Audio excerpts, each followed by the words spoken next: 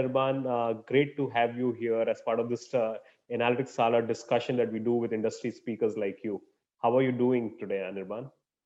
Thank you, Pratik, for inviting me. I'm doing very well. Thank you. So, Uh, Anirban, a lot of people know about you already in the industry. You are one of the industry stalwarts. But for the viewers, I will just do a quick round of introduction for you. So, Anirban here comes with more than decades experience in the world of data engineering, data science, digital experience, product building, and he has worked with wide variety of companies, including financial companies, technology companies. He comes with a strong pedigree. He has done his BTech from IIT Kharagpur, and then he's done MBA from IIT Bombay. Plus, most notably, in the last almost close to 7 years, he's been working with Genpact, one of the powerhouse in the data consulting industry. He's currently an AVP in the data engineering and the data science vertical within Genpact, focusing on financial risk management. So we have a person who has got who's got the experience and specialty in both data engineering as well as data science verticals. Plus, he comes with a lot of digital experience as well. So a great person to have in this kind of a discussion. So Anirban, I wanted to ask you, since the topic of discussion today is design thinking in data analytics and data science industry, so a lot of people are still very confused with exactly what design thinking is. So if you can shed some light on it, it'll be a great thing for us. yep, sure. So design thinking, we have been using it knowingly or unknowingly in different aspects of life as well as in business. So design thinking talks about the specific way of solving a problem with an open-mindedness Okay. and keeping the customer empathy Okay. at the core. That's all about design thinking. Okay. But as we go along, probably I'll give you some of the examples Sure. which your viewers can relate to. Sure. So if I mean, probably is the right thing, the right time to maybe I can ask you that if you can give me first an understanding of what design thinking is. If you want to share something, that'd be great for everybody. Because what I understand of design thinking is that agile, it's very related to agile, it's related to DevOps, it's related to statistical process control, it's related to lean methodology overall. So if you can Mhm. just give some idea about it, yeah. Sure, Pratik. So, uh, first of all, let's understand that design thinking, more than a set of tools and techniques, it's a mindset. Okay. It's a correct mindset to solve a problem in an open-minded manner. It keeps the deep empathy of the customer at its core and the end users at its core. It is not about having the answer from the first day.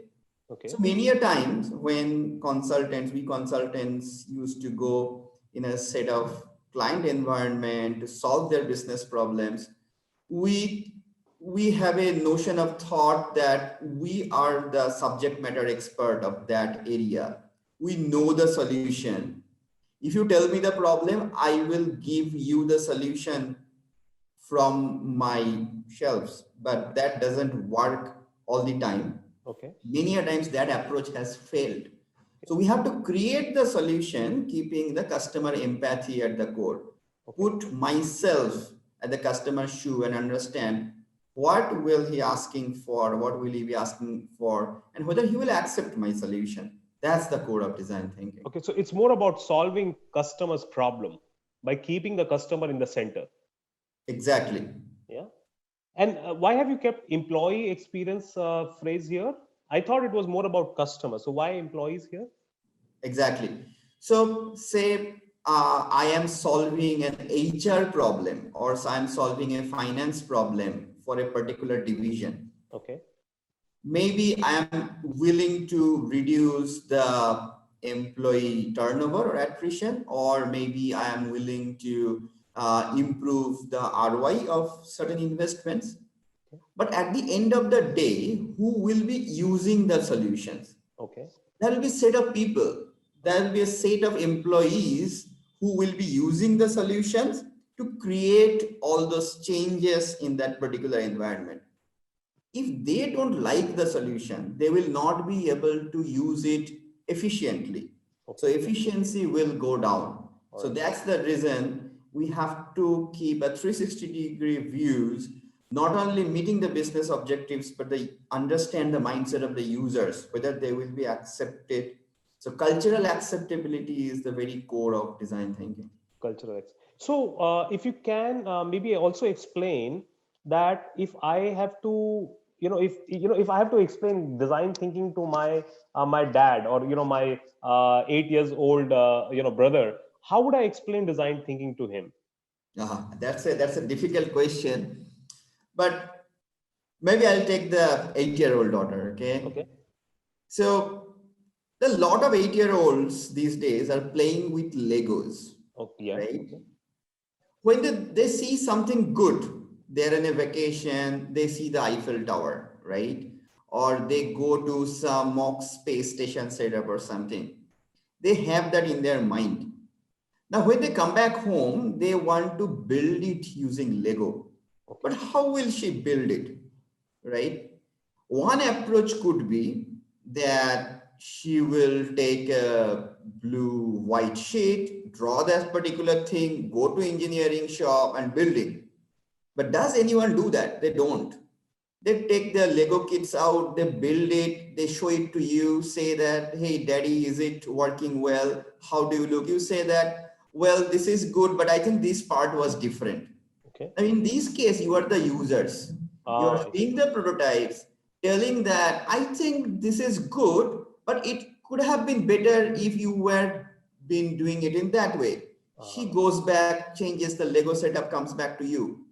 Now, at the end of the day, when you will receive the Eiffel Tower, you know that you have actually built it. Although she has built it, you were part of the journey. You will accept that Eiffel Tower wholeheartedly. I see. That's the core of design thinking. That's what Very good example. Great example. My daughter actually loves Lego. So I'm going to actually try and explain this to her.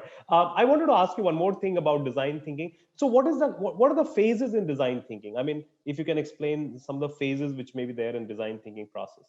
Sure. So as I was mentioning so far, so customer empathy is the core of design thinking. So that's the first part you have to take care of. Then you define the problem.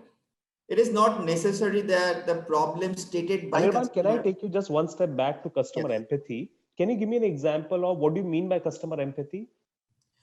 Here? It is the feelings of the customer, right? Customer may say that I am not getting adequate return from my marketing investment. I see. But you try to understand why is it so important for him? Is it the monetary return on benefit, or is it something else what he is looking for? So take a holistic view of the customers, spend time with the customers, see what he is doing, see what he is presenting to his stakeholders, and try to create a case what his actual problems are. It may not be the stated problem of the customer. So that's the empathize piece we are talking about. Good point. Then we define the solution, define the problem itself. So as I was saying that it may not be that what customer has stated is the problem to solve for, right?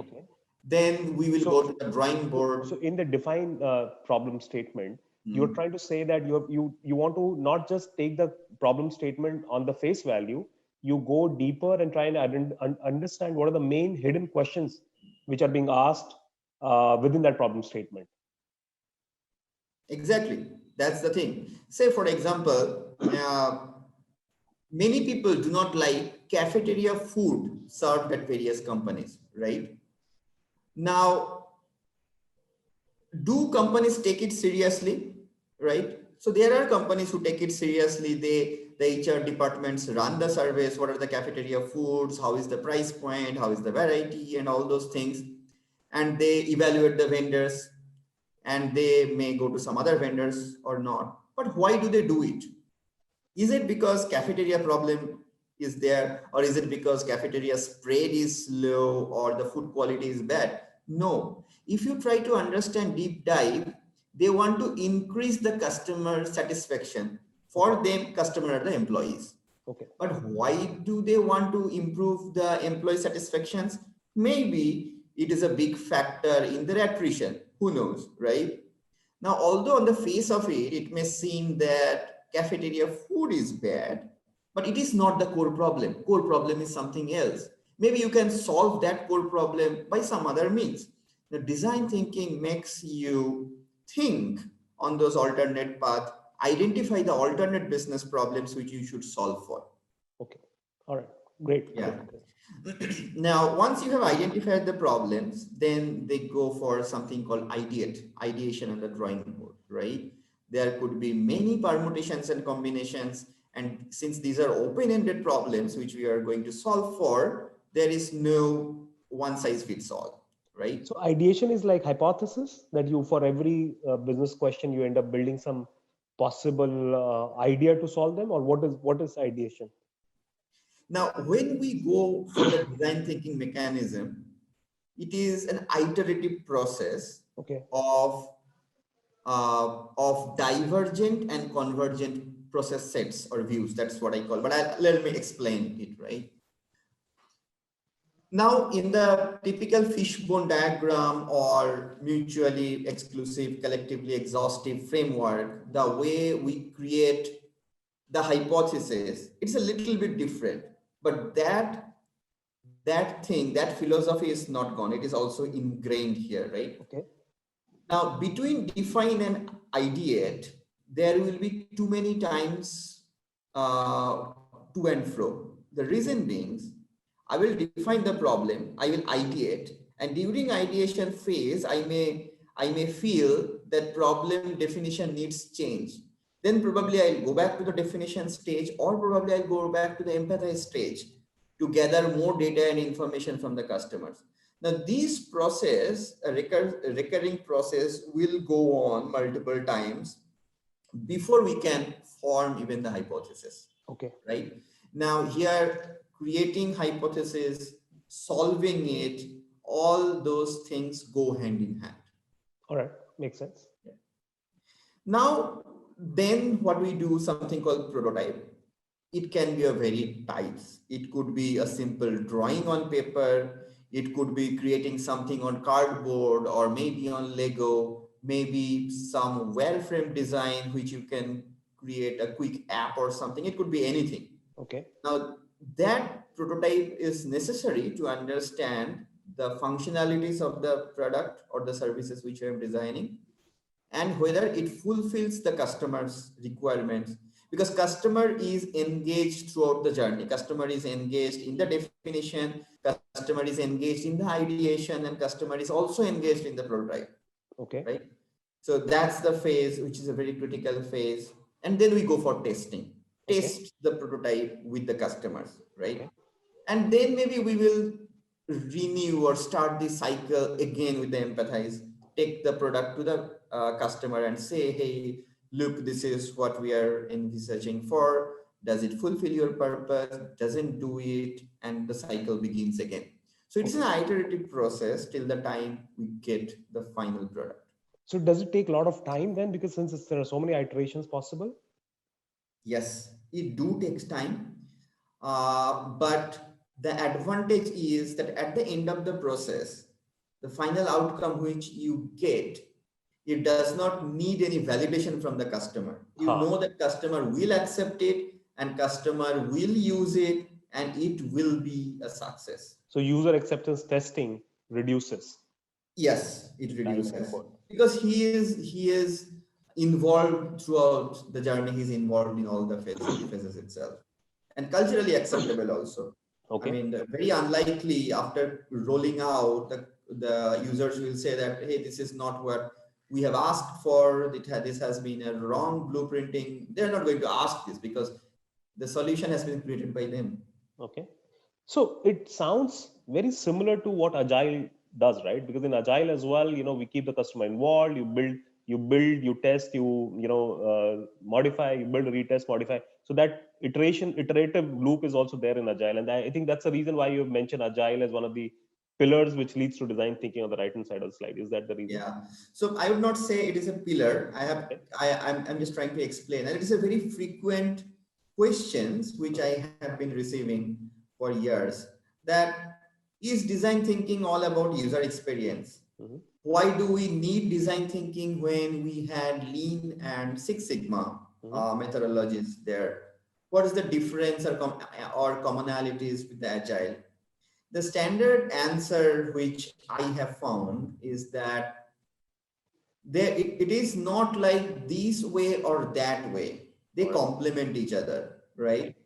So if you use design thinking along with Agile or any other management framework, there will be numeric ways of quantifying the problem and quantifying the solutions and benefit. Use Lean and Six Sigma methodologies. And again, since we are talking about the customer experience at the end of the day, user experience methodologies, and that's how you will create the entire solution soundproof. Okay. And I say that these things are complementary with each other. Okay.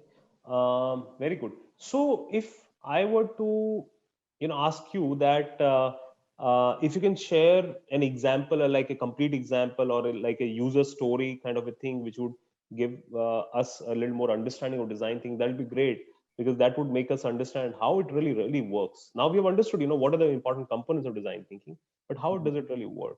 If you can give us some. Yes, absolutely. So I will tell about a typical story Okay. which we hear from any transformation consultants in the industry these days, right? Okay. Now, clients typically believe that they know the business problem, they know the solution, they just need a transformation partner Okay. who will come with the data, analytics, and digital hat and implement the blueprint, right? Okay. A typical example is that a blueprinting is handed over to the transformation team who Mhm. just code the solution, go for UAT. UAT also passes, So and it blueprint is like a also, design of a new software or a new change that you're trying to make. Correct?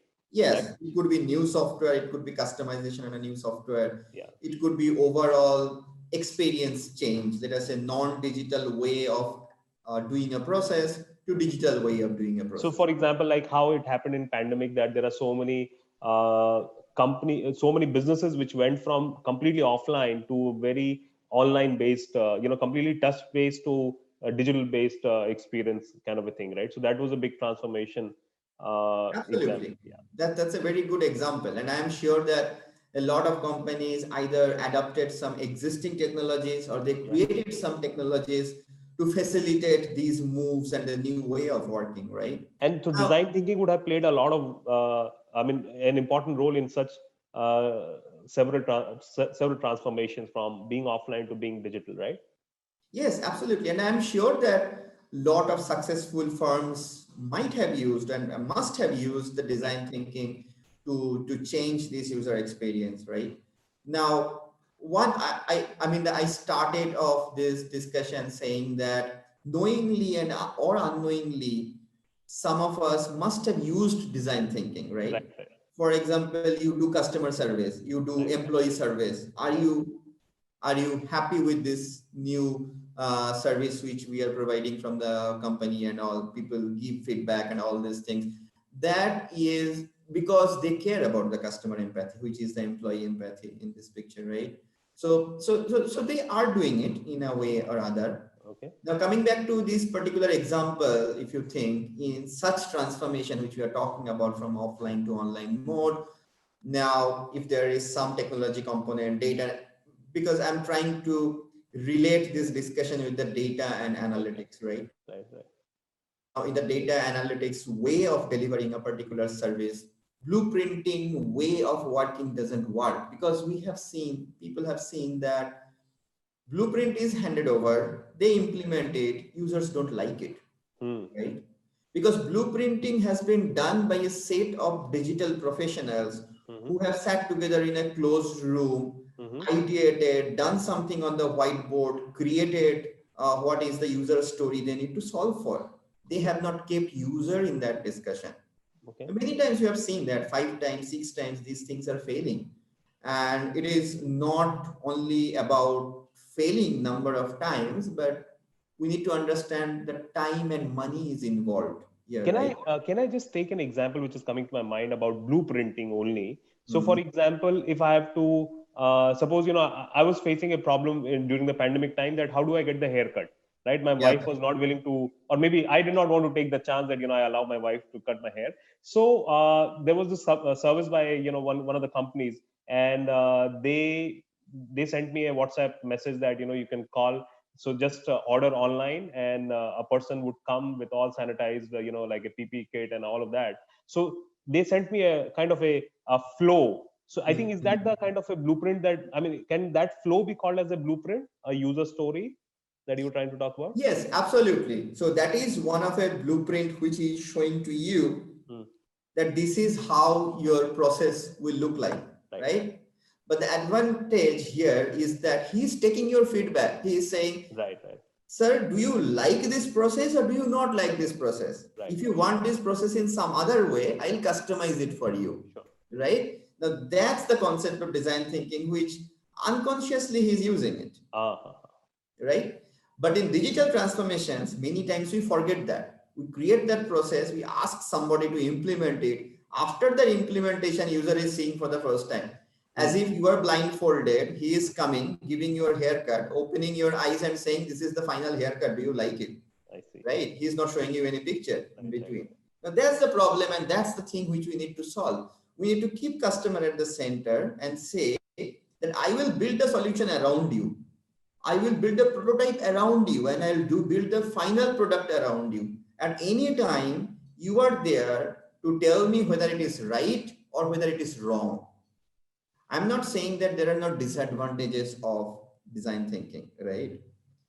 But this is a very winning formula which work these days, especially for the open-ended problems where customer empathy is the key.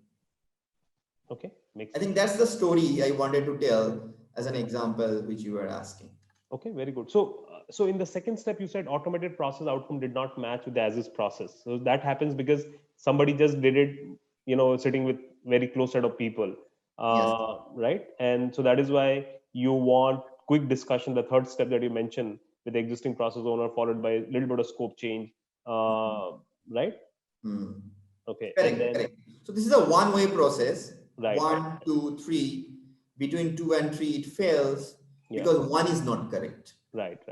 Design thinking will make sure the customer is involved in 1, 2, and 3 everywhere. Okay, makes sense. Great, very good example, Anirban. Now, I want to specifically ask you, since the discussion is more about design thinking in the data world, right? So, how does it relate to the data world per se? Because I understand this is great for a large-scale software technology transformation, or maybe any kind of transformation for me. The way I think it is. So, but how it is related to data world? Okay, so when we talk about the data, a couple of things we need to think about. One is data source, second one is data management, and the third one is data consumptions. Now I'll explain. Data source is sourcing data from various places, right? It could be various databases, it could be social media, it could be external databases, it could be many things flying around in digital media or otherwise. So data management talks about that whatever data I have, is it fit for purpose to my end consumption? Okay. And as we have been telling this word pretty loosely these days, that garbage in, garbage out, that control is there in the data management process. Okay. And then the third part, which is data consumption. Data consumption is all about that analytics and visualization and all those things, the way data is used. It can be used in a product as well, right? Okay. Now this entire data source to management to consumption, design thinking is applicable very much. Okay. Now see that at each stage, there are multiple common activities happen. For example, it could be policy making, it could be framework making, it could be creating the infrastructure, and it could be the way it is delivered. Okay. Now all stages, the policy, you have to make it certain way that it is useful. Similarly for the framework, similarly for the product which you are building, which is that touch point for your end users. Right. Hence, at every stage, since it is an open-ended problem, since the users matter because ultimately they will use it, so it fulfills the criteria or the requirements of design thinking, and hence design thinking is used. Now we have been using it for data migration from databases to cloud migration, or maybe when you use the data science solutions, the way customer will use it. These days, you might know that people prefer to consume the data science solutions in some applications, web applications, right? They don't want to run a Jupyter notebook or some Python code to see that this output is being translated to that output, right? They want to play around the solution. Hence, people are using more and more web apps these days for prototyping. So this is a classic case of prototyping. User will see the solution, give the feedback, rather than they will go through the 1,000-line Python codes. Right. And since users are using, so they will generate data, and that data has to be captured. So that is why it has huge application in the world of data analytics and data science as well, right? Yes, or in the entire data engineering stack, right? Want to ask you one more question, because a lot of our viewers are also very young, right? There are a lot of people who come with technology background, software technology, software engineering background. There are a lot of people who come with strategy and as well as research background as well. A lot of people come with finance background also. So if I were to ask you that as a young aspirant, data science aspirant or a data engineering aspirant, why does it make sense for me to know design thinking? That means once I start working, or I'm doing my daily chores, where design thinking will play an important role, and how can I learn, or what are the important aspects of design thinking should I learn? Exactly. So let me take the questions in two parts. Yeah. First is why should you learn it, and second is how should you learn it. Now, why should you learn it? If you are in a business environment, you will see a lot of problems flying around. You spend 1 year or 2 years in a process, you will see a lot of problems are there, a lot of scopes of improvements are there, and so on and so forth. Now, if you want to approach this in unstructured way, it will not be efficient or effective, right? Design thinking will make sure that there is a correct way to identify the problem, articulate the problem, gets your teammates and your managers and stakeholders on table and ideate it together, create the prototype, solve it, and before you solve it, show them the benefits and ROI. That's the beauty of design thinking. And if you are able to do that, from day one, you are different from others who don't approach this problem in a structured manner. Okay. That's a big advantage. So it brings a lot of structure to your thinking and the way we work as a data analyst. Yeah. Okay. Exactly. And it's a mindset. I said it's not a solution, it's a mindset. So the way you look at the current problem and the opportunities of improvement will be completely different. Okay. Okay, very good. Now comes the how part, right? Now, picking up design thinking is very easy, but using it is not.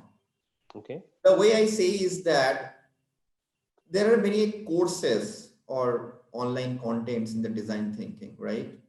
People can do that. It's a few days job or a few weeks. Now comes the hard part, applying it. You need to apply it with every small problem which you are seeing around, right? Okay. So once you perform design thinking for 2 times, 3 times, or 4 times, first you will do with someone who know the design thinking. Then you will be independently doing it, right?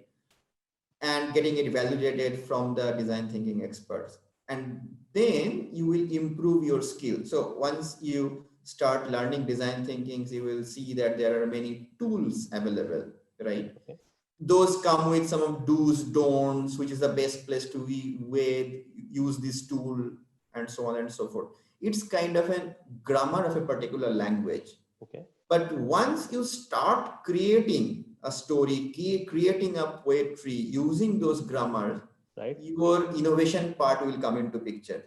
You will say that some tool is used or created for this particular purpose, but you will use it for different purpose knowingly. And that's the beauty of design thinking and how open-ended these toolkits are. And you will play around, you will deliver the successful results. And that's how your learning will be complete. And it's never-ending learning per Okay. se. Can I ask you for a small tip, maybe you can give, since you have so much experience in this design thinking world?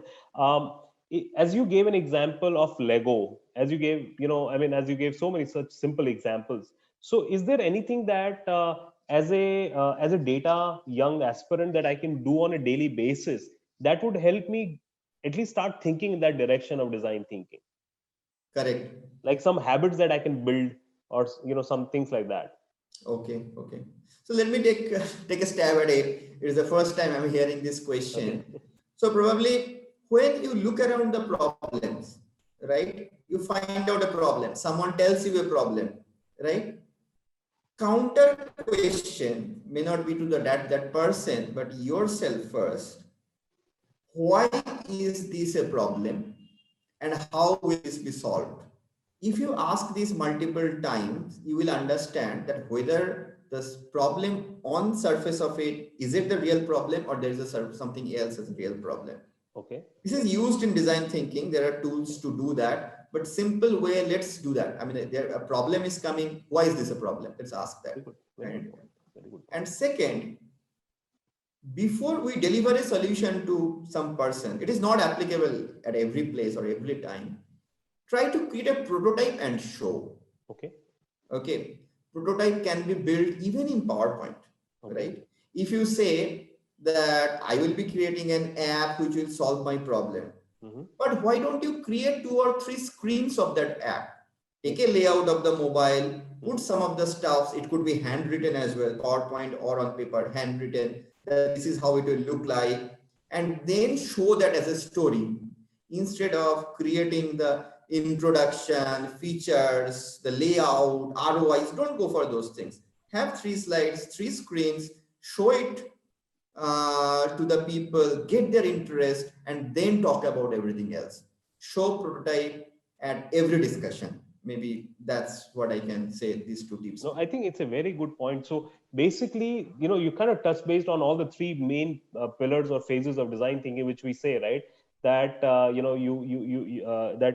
you start with you start with customer empathy. So keep the customer right in the center of it. Then you ideate, then you experiment, or you create a prototype, and then you test it, and then go back to the customer, right? And you probably keeping the customer involved in everything. So I think that's what you're trying to say, that whenever somebody asks you any question, counter question, whenever you probably visit a business, or whenever you see a business trying to solve a problem, like I gave you example of that, business, a hair cutting parlor, because of pandemic, they transformed their business, and they said that instead of customer coming to us, we will send our barbers to the customer, right? And we will create a entire workflow. And then they were very receptive in hearing the feedback as well, as to what worked, what did not work, and they were willing to adapt as per the feedback that they were receiving. So I think that's what you're trying to say, that whenever there is a question, counter question, try to understand the root of it.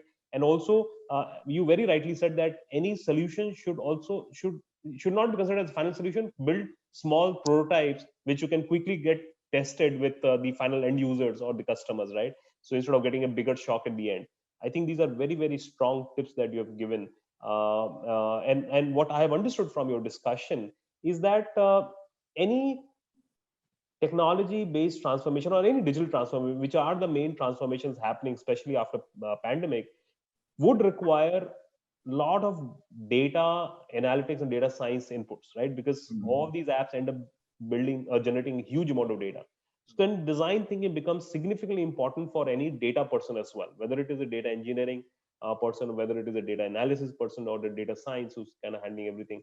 So I think that's the reason why it becomes so very important in today's time, right? Yes, yes, very nicely put. Great. So Anirban, it was great having you in today's discussion, and you have enlightened us to a new way of thinking. You have also enlightened us to a new process, new mentality, mindset, as you've been saying since the beginning. That design thinking is a mindset that every person, every consultant, every person who's trying to solve any problem should know about it. And you gave very good examples. very simple examples, and you were very receptive to the questions also that I asked you, some difficult questions. So thanks a lot, Anirban. It was pleasure having you in today's discussion. Thank you, Pratik, for Look forward. inviting. Thank you. Thanks a lot.